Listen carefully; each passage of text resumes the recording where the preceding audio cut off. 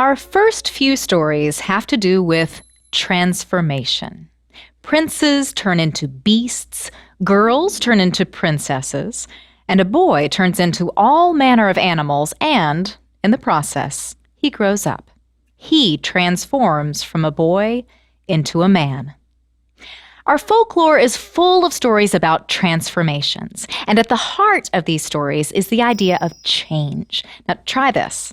Ask a friend or a parent to show you a picture of yourself a few years ago. Have you changed? Do you look the same? Do you act the same? What parts of you are still the same as that person in the picture, and what parts are different? The idea of transformation is both exciting and it's scary because it has to do with things being different from what they seem to be.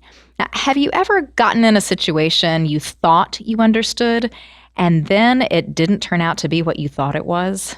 Sometimes we want change, and sometimes change is hard, especially when we think things are going to go a certain way for us and they don't. Now, in this lecture, we'll hear one traditional story from Norway that combines two French traditional tales. Now, one of the tales we heard in the last lecture, and the other we're going to talk about more in the lecture to come. And as you listen to the story, see if you can tell what the two stories are, and ask yourself, how brave would you have to be if this happened to you? How far would you go to rescue a friend? Now, this is a longer story, and it's really exciting, so just sit back and relax and listen. You'll hear the story in this lecture, and we'll talk about some of the story's themes of transformation and of bravery in the next lecture. The story is called East of the Sun, West of the Moon, from Norway. In Spain and Greece, a similar version of the story is known as the Sleeping Prince. In ancient Greece, it was known as Cupid and Psyche. And this is how it goes.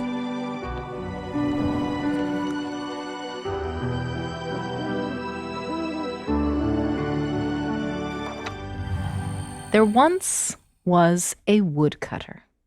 And this woodcutter was very poor. He lived with his family in a small cottage on the outskirts of a woods. But the woodcutter, though he was very poor, he had a family who he loved. He had a wife and some beautiful daughters, 3 beautiful daughters. And the youngest daughter was the most beautiful of all. And one evening, it was getting to be later on at night. The snow was coming down. The winds seemed to be blowing from all 4 directions. And they were each sitting in that main room of that little cottage, each of them doing one thing or another. And all of a sudden they heard a knock at the door. And the woodcutter, he cracked open that door. The wind was howling, but he went out and he saw at the edge of the woods a bear. It was a large, white bear with thick, white fur, and it came lumbering out of that woods. And as it lumbered out, it came into the clearing where that cottage was. It stood up on its hind legs, went right over to that woodcutter, and it looked down and it said, "Good evening." Well, the woodcutter looked up and and the bear spoke up again. "Can I have your youngest daughter?"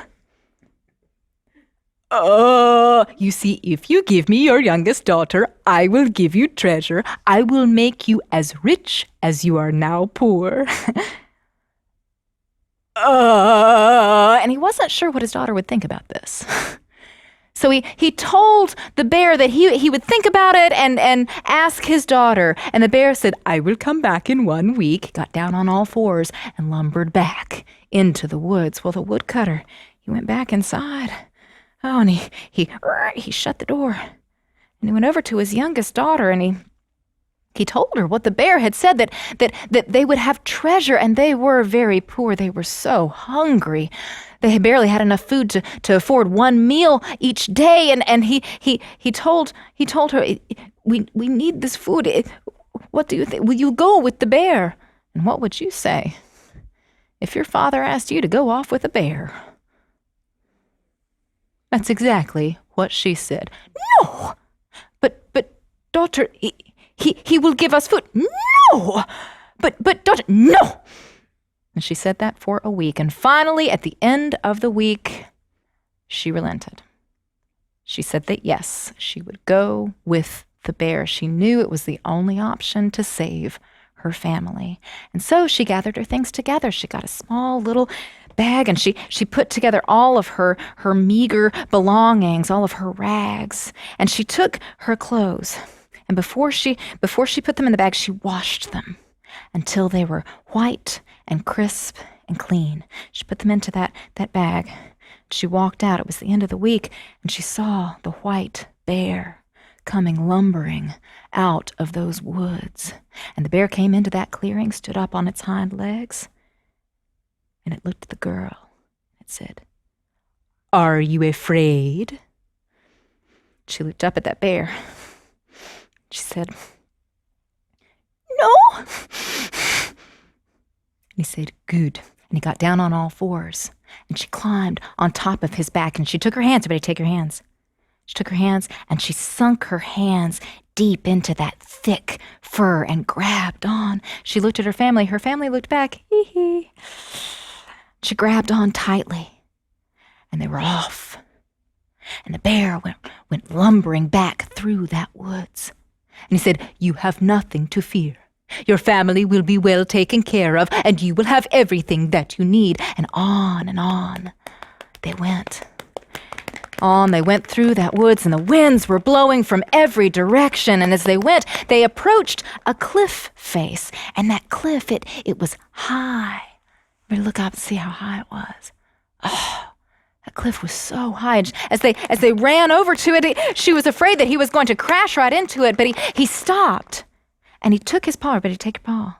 And he placed it against that edge of the cliff. And as he did so, there was a place in the cliff that opened, and they went inside. And what had been a dark, howling wilderness outside, it opened up into light, brightly lit room, and everything was gold. Golden table, golden chairs, golden side tables, a chandelier, and there were plates of delicious-looking food, and she had not eaten in quite some time. So she went right over, and she sat down, and she started to eat, and the bear, he took out a little bell, and he gave her that bell. He said, "Anything you want, you ring the bell, and it will be provided for you. Now I must go." And he went lumbering out of that room. Well, she ate until everybody eats food. She ate until she ate her fill, and then she was getting kind of tired, so she picked up that bell. Everybody pick up your bell. And she rang it. And as soon as she did, when she opened her eyes, she found herself in another room. It was a beautiful room with a soft bed, with white silken sheets, crisp white silken sheets, as white as the snow that was falling outside. It was getting dark outside. And she got ready. She got underneath those sheets. Everybody pull up those sheets. And she put out the candle, and she began to go to sleep in that dark, dark room. And just as she was about to fall asleep, she heard a noise. She heard the door open, and something was coming into that room with her. Whatever it was, it came into the room, and then it started to snore. Well, after a while, she was afraid, but she realized that whatever it wasn't going to do her any harm, and she was so exhausted, she fell asleep too. Everybody snore. She fell asleep too. She woke up the next morning, and she rolled over. She wanted to see what in the world it was that she couldn't see that night in the darkness, and now that the sun was up, she turned, but there was nothing there. Whatever it was, it had gone. She picked up the bell, and she rang it. She found herself back in that room with the food. The bear came in, and she asked the bear, "What was it that came in last night?" "Oh, do not ask me. Do not ask me about the creature who comes in, and do not ask me about myself. But you can have anything that you want, and we may talk about anything else." Well, on they went for many weeks. And she and the bear, they talked, they laughed together. She ate her fill, but after several weeks of this, the bear noticed that she wasn't really happy. And she was getting lonelier and lonelier for her family. And he told her, he said, "You may come back. You may go back to your family. I will take you, but you must listen to me. You may stay with your family for a day, but your mother will try to give you advice. Do not follow her advice, or bad luck will befall you." Well, the girl climbed onto the back of that bear. But take your hands. She sunk those hands deep into that fur, that thick white fur, and they were off. They went lumbering through the forest back, and she thought she was going to go back and see the house that she would know from where she had been before, but no, the bear took her to a beautiful mansion house, because that is where her family lived now. She saw her sisters come out, and they were well fed and happy. She saw her parents come out. The bear had provided for them, just as he promised, and so she went in, she laughed with her family, and she told them everything except about the creature who came in at night. And her mother could tell that there was something she was keeping from her. And after a while, the mother got the daughter away. And she said, "There is something you are not telling me. You must tell me the whole story." And she told her mother then about everything that had happened, about the creature who came in, about how she didn't know who it was. Oh, and her mother said, "Oh, it could be an ogre or something worse. No, you must find out what this is." And so she took out a little stub of a candle, and she gave that to her daughter, and she took out a dagger, and she gave that to her daughter. She said, "Here, you take these. When the creature falls asleep, you light the candle and find out what it is. And then you can protect yourself with the dagger. Now, you take those." And she hid them. And in came the bear from the woods, lumbering through. She climbed onto the back of the bear. Everybody take your hands. Sank them into that thick white fur, and they were off.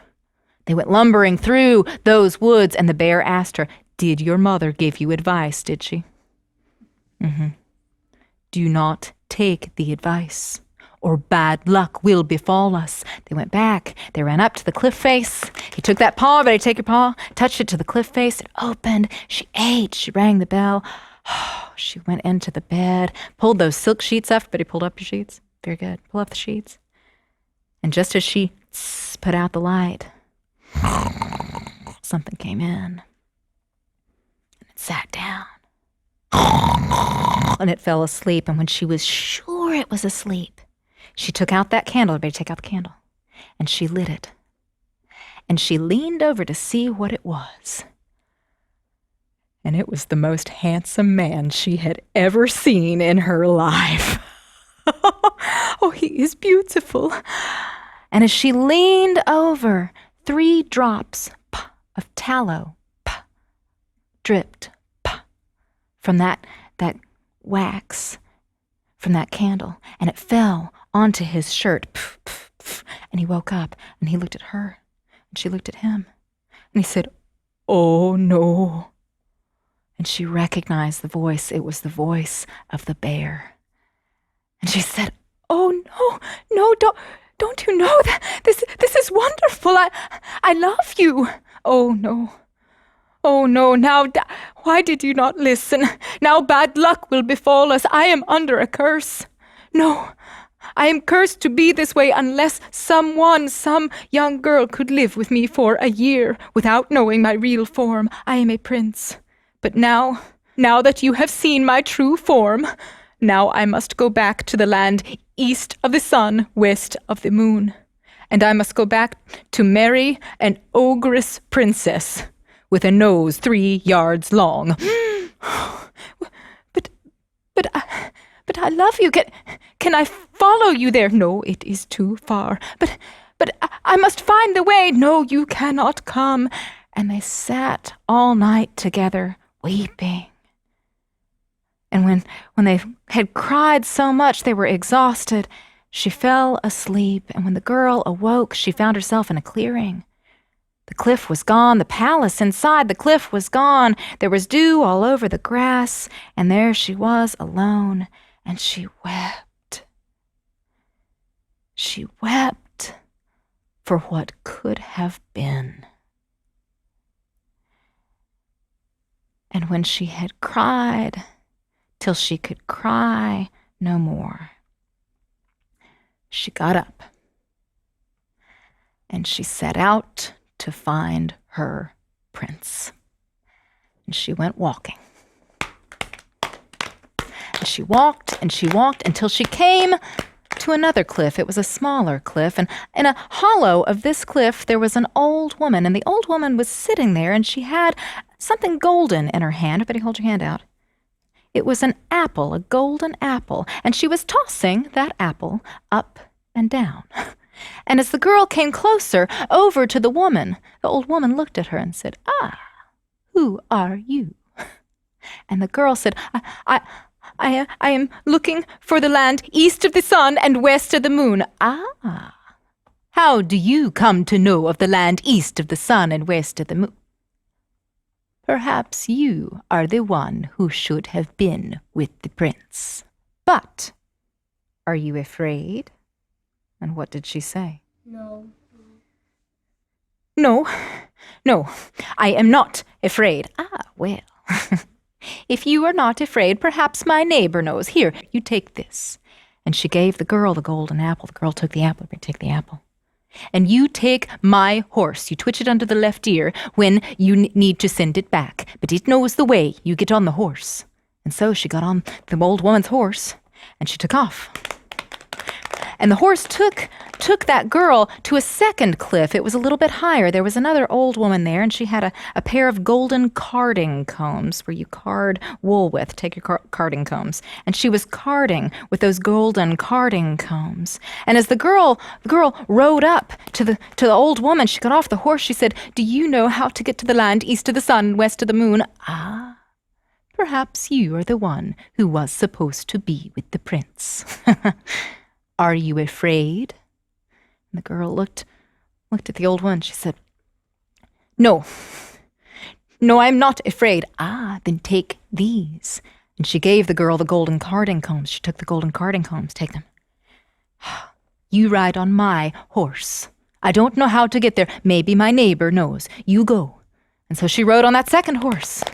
Off to a higher cliff face, there was a third old woman. This third old woman had a golden spinning wheel that she was spinning on. And the girl rode up, and she said, "Do you know how to get to the... Ah, perhaps you are the one who should have been with the prince. Are you afraid?" What did she say? No, I am not afraid." "Ah, then take this." And she gave her the golden spinning wheel. It must have been pretty heavy, yeah? "Take your golden spinning wheel." "Okay." She put that with her. "I do not know how to get to the land east of the sun, west of the moon, but perhaps the west wind knows. You get on my horse. My horse will take you to the west wind." And so she got on the horse, and she rode to the west wind. And the west wind said, "No, I have never blown that far, but are you afraid?" What did she say? No, I am not afraid." "Then climb onto my back." She climbed onto the back of the cool west wind, and that cool west wind blew her to the west wind's brother, the east wind. And the east wind, the east wind said, "No, I have never blown that far, but are you afraid?" What'd she say? No, I am not afraid." "Well then, climb on my back. Maybe my neighbor knows." She climbed onto the back of the east wind, and that rough east wind, it took her over to the south wind. And the south wind said, "No, I have never blown that far, but are you afraid?" What'd she say? No, I am not afraid." "Then climb onto my back." She climbed onto the back of the south wind. That warm south wind took her to the north wind, and the blustery north wind said, "How did you come to know of the land east of the sun and west of the moon?" "Perhaps you are the one who should have been with the prince." "Are you afraid?" What did she say? No, I am not afraid." "Then climb onto my back." They started early in the morning. She climbed onto the back of that blustery north wind, and he took a deep breath. Everybody take a deep breath. And he blew. And he blew her all day. And as she floated on the back of the north wind, down below on the earth, there were storms. Ships capsized at sea. Houses and trees were blown down, and on she rode until her feet skimmed the waters. She sank down, and she landed just on the shore of the land east of the sun and west of the moon. The north wind knew the way. He had once blown an aspen leaf there before, and this time he blew the girl there. She landed. She looked over. Oh, and she saw a castle, and she saw out of a top window of that castle a nose protruding out that was 3 yards long. She knew that was where she needed to go. She walked right on up. She walked on up, and she sat underneath that window, and she took out the golden apple. Everybody take out your apple. And she started to toss it up and down, up and down. And as she tossed it, that nose started to protrude longer down out of the window and looked down, and she saw the face of that ogress princess. Oh, but she kept tossing that apple, and the ogress princess looked down and said, "What could I give you for that golden apple?" And she looked up and she said, "Oh, not jewels." "What then?" "Well, not pearls." "What then?" "One night. One night with the prince who you have trapped inside." Well, the ogress agreed. "Very well, then come up." And so, the girl, she went inside that castle, and the ogress took the golden apple. Whoosh, she opened the door and let the girl in. Here's your one night." And she shut the door, and there the girl. She'd ridden on the back of the 4 winds. She looked, and there was her prince. Oh, but he was sleeping. He was asleep there on the bed, and she went over to him. She shook him. "Wake up! Wake up! I have come all this way. You must wake up. I have come for you." He wouldn't wake up. She waited all night long, shaking him, trying to get him to wake up, calling to him. At the end of the night, the sun came up, and the ogress princess opened the door. She took the girl out, flung her outside of the castle. Well, was she afraid? No. So she sat down again underneath that window, and she took out the golden carding combs. Remember, take out your golden carding combs. And she started to card with those combs. And the ogress princess had that nose protruding out of that window up above. Well, it protruded down even farther, and the ogress princess saw those golden carding combs, and she wanted them. "What could I give you for the golden carding combs?"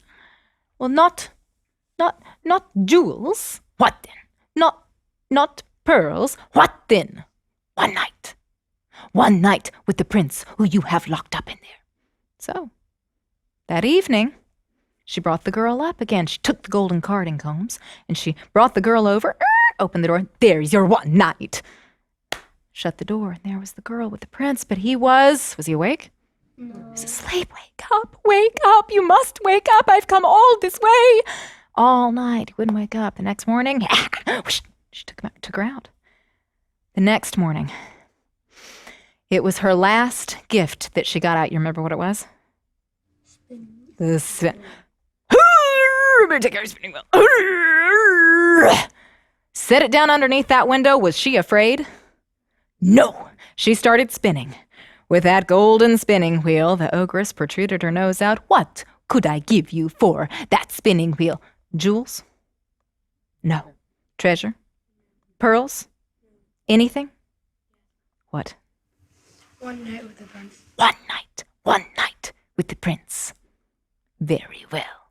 And during that day, as the story goes, it says some good Christian people who were trapped inside of that castle, they heard what had happened the last 2 nights, and they crept into the prince's room, and they said, "Someone is coming in every night trying to wake you up, but you will not wake up." And the prince, he knew he was being drugged.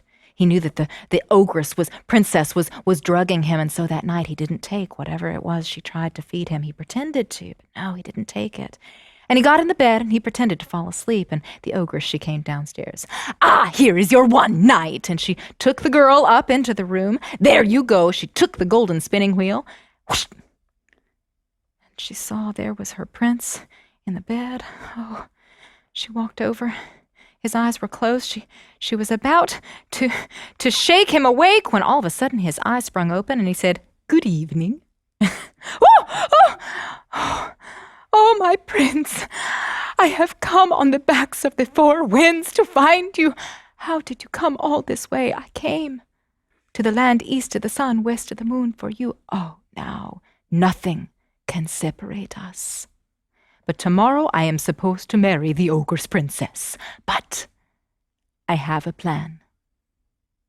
And so he told her what the plan was. And the next day, they made their plan come to life. The next day was the day of the wedding, and as the prince woke up, the girl was kicked out of the castle.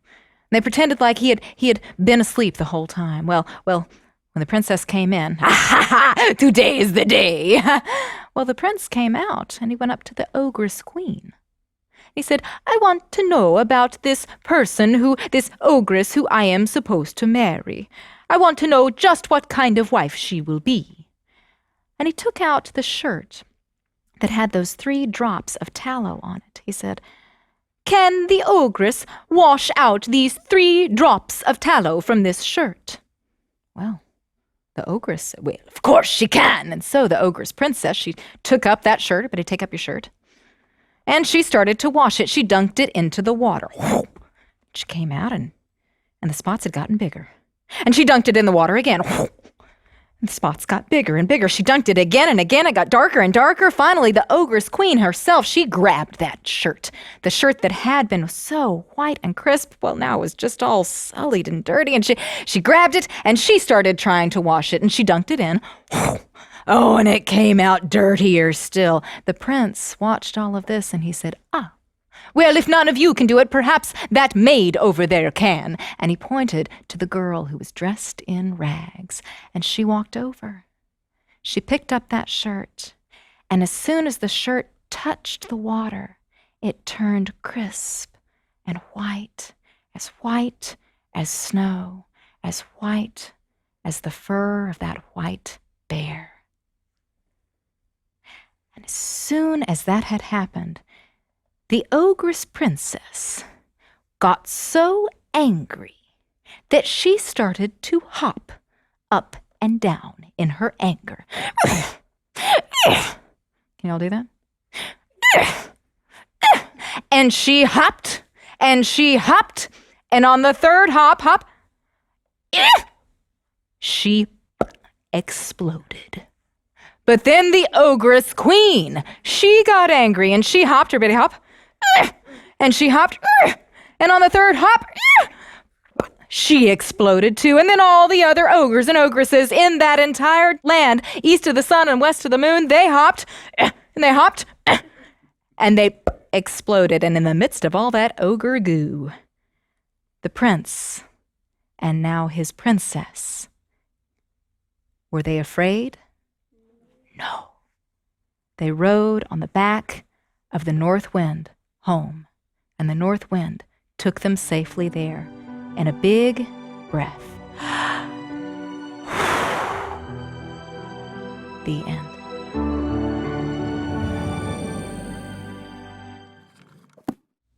In life, it's wise to be cautious about who we trust. And it's only by seeing the bear's true form, he's a prince, that she finally trusts him. And then it's too late. He's gone. But happily, in fairy tales, as often in life, it's never too late to turn the story around. But it takes a lot of bravery for her to pull off the happy ending for herself and for her prince. Now tune in for the next lecture when we'll discuss the themes of transformation and bravery from East of the Sun, West of the Moon, and as they appear in other classic versions of Beauty and the Beast, as well as in the Greek myth of Cupid and Psyche.